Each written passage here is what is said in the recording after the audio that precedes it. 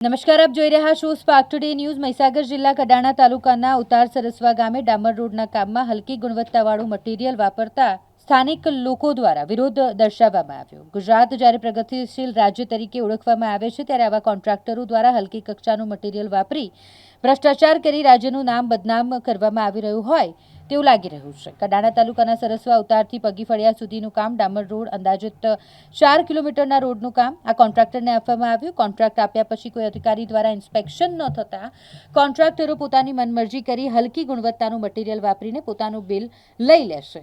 ગામના લોકો દ્વારા કોન્ટ્રાક્ટર દ્વારા હલકી કક્ષાનું મટીરીયલ વાપરવામાં આવ્યું હોય, જેને લઈને વિરોધ કરવામાં આવતા રોડનું અધિકારી દ્વારા ઇન્સ્પેક્શન કરી ફરી કોન્ટ્રાક્ટમાં જે મટીરીયલનો ઉલ્લેખ કરવામાં આવ્યો હોય તે મુજબનું જ કામ કરવામાં આવે તેવી ગામ લોકોની માંગ છે। આ રોડમાં મોટા પાયે ભ્રષ્ટાચાર થયો હોય તેવું જણાઈ રહ્યું છે અને માટે લોકો કોન્ટ્રાક્ટર સામે કાર્યવાહીની માંગ કરી રહ્યા છે। તો અમારો વર્ષો પહેલાનો બનેલો હતો। આ રસ્તાની અનેકવાર રજૂઆત કરવાથી રસ્તો મંજૂર થયેલ હતો અને આ રસ્તાનું અત્યારે ડામરનું કામ ચાલે છે, પણ મટીરિયલ બધું હળવી ગુણવત્તાનું વાપરે છે। અમે રજૂઆત કરી કોન્ટ્રાક્ટરના માણસોને, તો એ લોકો અમને ધાકધમકી આલે કે રસ્તો એમ જ બનશે અને મટીરિયલ તો આવું જ આવશે બધે એમ। અને રસ્તા લેન્થ એની ડામરની લેન્થ બી જળવાઈ નહીં અને રજૂઆત કરી, કામ બી બંધ કરાયું, તેમ છતાં એમની મનમાનીથી કામ ચાલુ રાખે છે। અને સાહેબને બોલાવો એવું કહ્યું, કોન્ટ્રાક્ટરને બોલાવો એવું કહ્યું, તો એ લોકો કંઈ માનતા નહીં અમારું।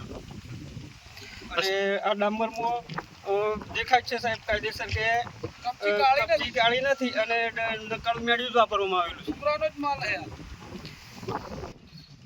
અત્યારે તો હળવી ગુણવત્તાનું જ મટીરિયલ વાપરવામાં આવે છે। રજૂઆત કરી તેમ છતાં એ લોકો માનતા નથી। એમનો સુપરવાઇઝર બી એવું કહે છે કે મટીરિયલ સારું છે અને કમ્પ્લીટ આવે છે।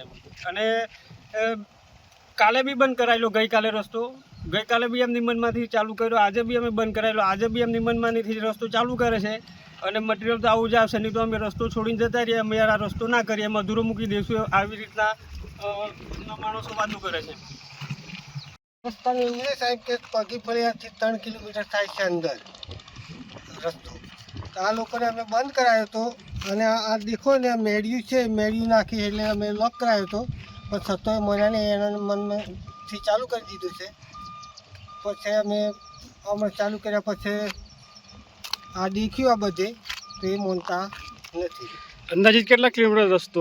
3 કિલોમીટર છે અહીંથી પગી સરસવાથી વિશાલ ચોક એમ કહેવાય છે, 3 કિલોમીટર થાય છે અને આ રોડની થિકનેસ પણ કમ છે। આ માટ્યું તો એ લોકો કહે કે બરાબર છે એમ કે।